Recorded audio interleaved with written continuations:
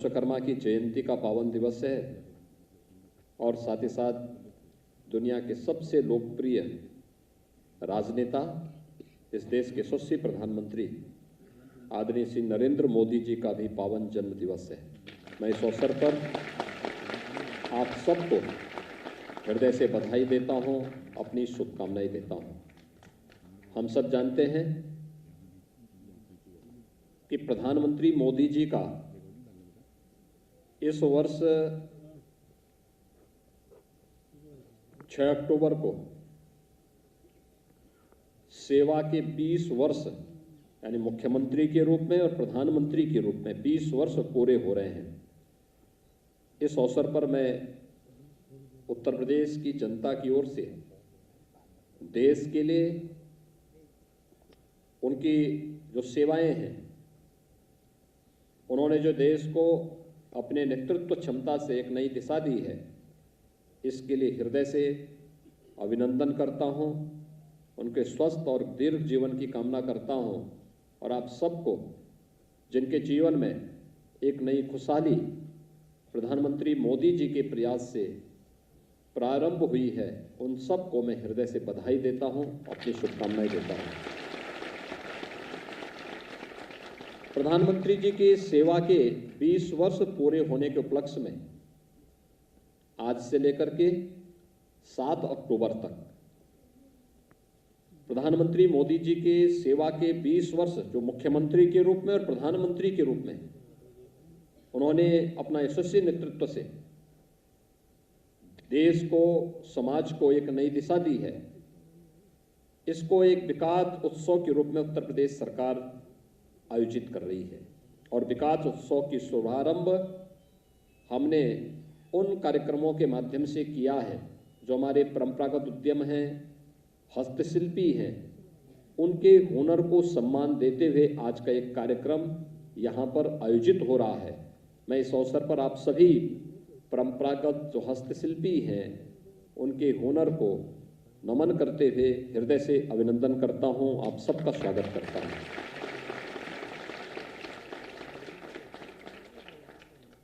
मुझे प्रसन्नता है कि आज का ये दिवस हमारे लिए इसलिए महत्वपूर्ण है। भगवान विश्वकर्मा आदिकाल से भारतीय समाज में मान्य रहे हैं, उनकी उपासना होती रही है। लोग उन्हें निर्माण के देवता के रूप में सदैव सम्मान देते रहे हैं। और उत्तर प्रदेश में हमने दिसंबर 2018 में एक योजना प्रारंभ की थी, विश्वकर्मा श्रम सम्मान की। ये विश्वकर्मा श्रम सम्मान की योजना अपने परंपरागत हस्तशिल्पियों को सम्मान देने, उनके स्वावलंबन की ओर से केंद्र और प्रदेश सरकार की योजनाओं को जोड़ करके उसके माध्यम से उनके जीवन में खुशहाली ला करके समाज को आत्मनिर्भरता के लक्ष्य की ओर अग्रसर करने की दिशा में एक प्रयास था। और मुझे प्रसन्नता है कि हमारे इन परंपरागत हस्तशिल्पियों ने इस दौरान प्रदेश सरकार की योजनाओं का भरपूर लाभ लेकर के, क्योंकि 18 के बाद हमें केवल 1 वर्ष का समय मिल पाया था।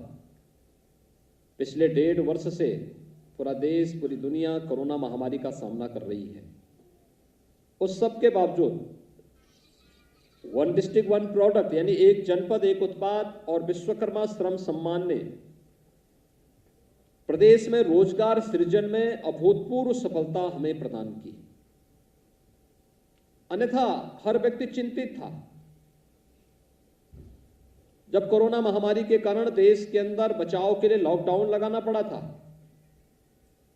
40 लाख प्रवासी कामगार और श्रमिक उत्तर प्रदेश के अंदर वापस आए, उस समय की स्थिति क्या थी कल्पना कर सकते हैं। हर व्यक्ति चिंतित था, क्या होगा यूपी का।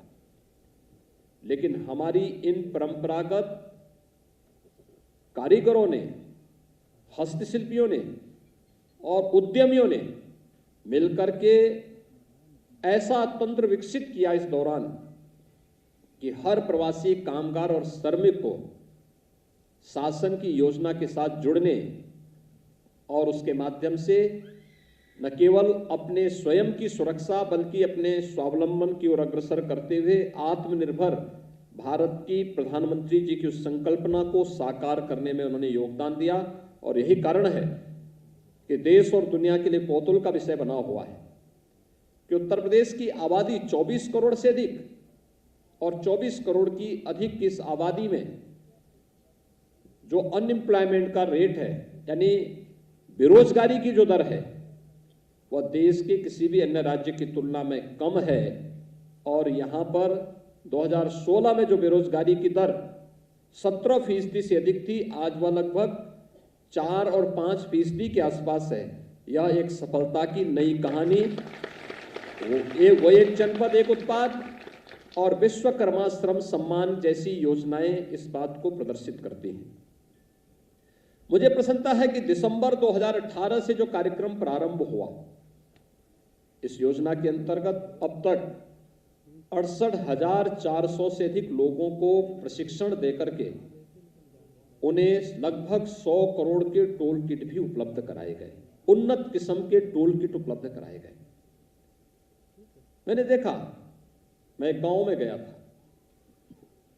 मैंने वहां पर देखा, लोगों से पूछा, मैंने कहा आप लोग पहले बर्तन बनाते तो मिट्टी के बर्तन बेचते थे, परिवार की माली हालत बहुत खराब थी, लगभग 200 लोगों का वह पूरा एक खानदान ही इस व्यवसाय के साथ जुड़ा था।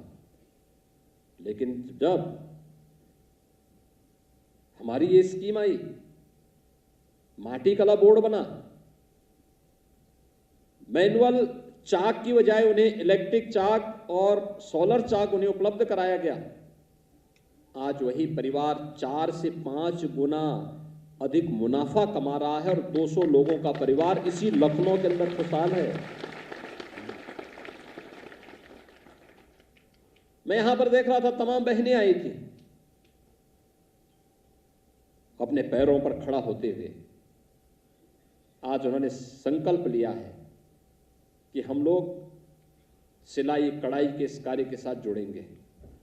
और सिलाई कढ़ाई के इस कार्य के साथ जुड़ते हुए उनके द्वारा तेजी के साथ इस दिशा में प्रयास किया जा रहा है। देख रहा था मैं, 50-50 हजार रुपए का बैंक उन्हें लोन दे रहे हैं, कोई बड़ौदा, कोई स्टेट बैंक, कोई इंडियन बैंक, कोई अन्य बैंकों के द्वारा उन्हें पैसा उपलब्ध कराया जा रहा है। पैसे में सरकार की कुछ सब्सिडी लगेगी, वह नियमित रूप से अपना कार्य करता हुआ दिखाई देगा। तो उत्तर प्रदेश को अगर ये सभी बहनें एक बार स्थान लेंगी, उत्तर प्रदेश को रेडीमेड गारमेंट्स का दुनिया का सबसे बड़ा हब बनाने में हमें देर नहीं लगेगी। और मैं चाहूंगा इसके लिए सूक्ष्म लघु व मध्यम उद्यम विभाग को अभी से अपनी तैयारी प्रारंभ कर देनी चाहिए। आज प्रदेश के अंदर 21,000 से अधिक कारीगरों को, हस्तशिल्पियों को ये टूल किट वितरित किए जा रहे हैं। यहां पर इस हॉल की क्षमता सीमित थी। दूसरा, आपने देखा होगा परसों रात्रि से इंद्र भगवान ने कितनी वर्षा की है, मूसलाधार बारिश। वो तो मुझे लगता है कि भगवान विश्वकर्मा ने कहा होगा कि कल मेरा ही कार्यक्रम है, बारिश कुछ कम कर दीजिए, तो आज थोड़ी राहत है, अन्यथा कल तो आपने देखा होगा कितनी बारिश थी। सिद्धार्थनाथ सिंह जी हमारे मंत्री, उनके घर में पानी घुस गया था। अब कोई करेगा भी क्या?